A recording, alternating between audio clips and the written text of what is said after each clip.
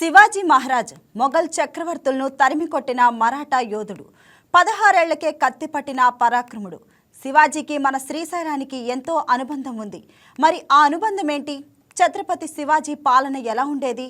ఆయన చేసిన యుద్ధాలు ఏంటి? ఈ విషయాలు తెలియాలంటే శ్రీశైలంలోని శివాజీ స్ఫూర్తి కేంద్రాన్ని దర్శించాలి.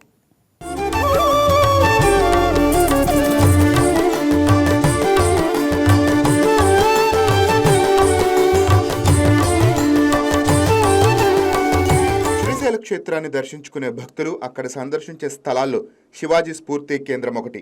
హిందూ సామ్రాజ్య స్థాపన లక్ష్యంగా మొఘల్ చక్రవర్తులపై కత్తి దూసిన శివాజీ 1677లో దక్షిణ భారతదేశం నుంచి దండయాత్రను ప్రారంభించారు. ఇందుకోసం ఆయన ముందుగా చేరుకుంది శ్రీశైలానికి. అమ్మవారి భక్తుడైన శివాజీ శ్రీశైలంలోని కొన్ని రోజులు ధ్యానం చేశారు. శ్రీశైలంతో ఆయనకు ఉన్న అనుబంధానికి ప్రతీకగా ఇక్కడ శివాజీ స్ఫూర్తి కేంద్రాన్ని నిర్మించారు. ఛత్రపతి శివాజీ మహారాజ్ బస చేసిన ప్రదేశంలోని శివాజీ స్ఫూర్తి కేంద్రాన్ని నిర్మించారు.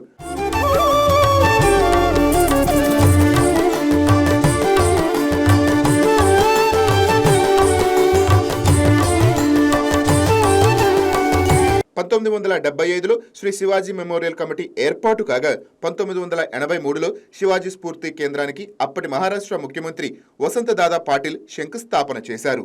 అప్పటి నుంచి అంచెలంచెలుగా నిర్మిస్తూ వచ్చారు. 1994లో పట్టాభిషిక్తుడైన శివాజీ కాంస్య విగ్రహాన్ని ఏర్పాటు చేశారు. 2004లో నిర్మాణాలు పూర్తయ్యాక భక్తులకు అందుబాటులోకి వచ్చింది.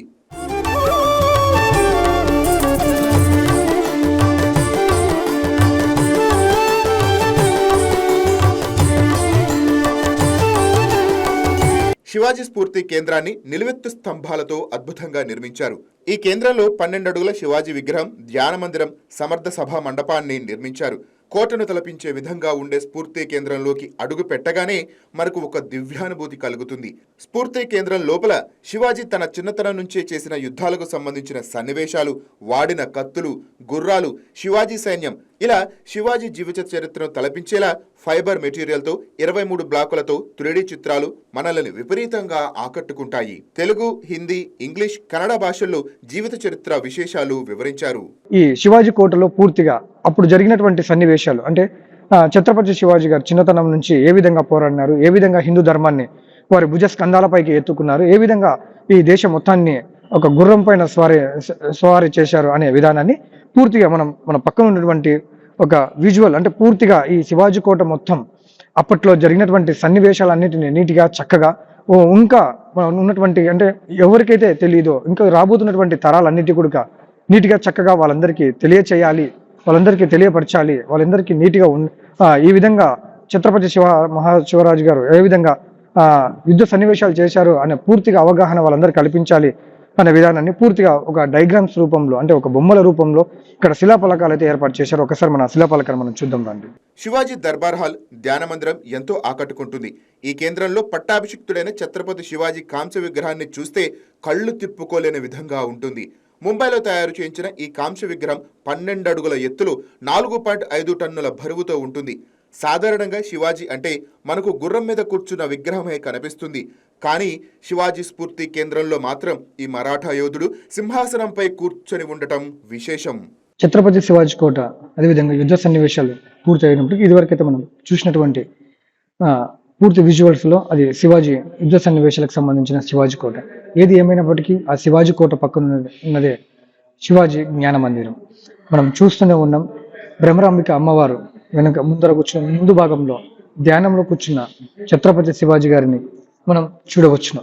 ఇది ఎప్పుడు ఇక్కడ వచ్చినటువంటి శ్రీశైలం వచ్చినటువంటి భక్తాదులందరూ ప్రతి ఒక్కరూ ఛత్రపతి శివాజీ కోటను దర్శించిన తర్వాత ఈ జ్ఞాన మందిరాన్ని ఖచ్చితంగా దర్శిస్తారు.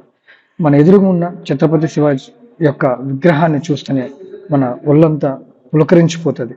నిజమైన స్వామినేనా, నిజమైన ఛత్రపతి శివాజీనా, ఇక్కడ ఇంకా కూర్చొని ధ్యానంలోనే ఉన్నారా అనే ఒక విధమైనటువంటి ఆ రూపకల్పన ఒకసారిగా దగ్గరుండి చూస్తేనే, అంటే మనసుకు ఒక పక్క ఆనందం, ఒక పక్క భయం వేసేంత విధంగా, అంటే అంత ధైర్యంగా కూర్చున్నటువంటి విధానం.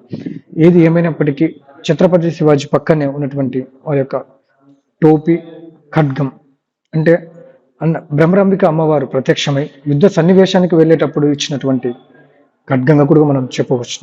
ఈ జ్ఞాన మందిరంలో శివాజీ కోటకు సంబంధించి అదేవిధంగా జ్ఞాన మందిరాలు నిర్వహించినటువంటి అమ్మవారి విగ్రహము, శివాజీ యొక్క విగ్రహం మాత్రమే ఈ జ్ఞాన మందిరం నందు ఉండడం విశేషం. శివాజీ కాంస్య విగ్రహంతో పాటు 10 మందితో కూడిన శివాజీ మంత్రిమండలిని తలపించేలా దర్బారును ఏర్పాటు చేశారు. ఈ విగ్రహాలు జీవం ఉట్టిపడేలా ఉంటాయి. ఈ దర్బార్ హాల్ పక్కనే శివాజీ ధ్యానం చేసుకున్న ప్రదేశంలో ధ్యాన కేంద్రాన్ని నిర్మించారు. ఇక్కడ శివాజీ మనకు ధ్యానముద్రలో కనిపిస్తారు. అంతేకాదు శివాజీ వినియోగించిన ఖడ్గాన్ని కూడా ఇక్కడ మనం చూడవచ్చు. ధ్యానం చేస్తున్న శివాజీకి అభయమిస్తున్నట్లుగా అమ్మవారి విగ్రహం ఉంటుంది. ఇక ఈ కేంద్రం చుట్టుపక్కల గిరిజన ప్రాంతాల అభివృద్ధి కోసం వైద్య శిబిరాలు, విద్యా కార్యక్రమాలు, అన్నదాన సేవలు నిర్వహిస్తోంది. ఇది జాతి మత స్ఫూర్తికి దోహదపడుతూ శివాజీ మహారాజ్ ధైర్య స్ఫూర్తిని నిర్మించుకునే ప్రాముఖ్యమైన కేంద్రంగా భాసిల్లుతోంది.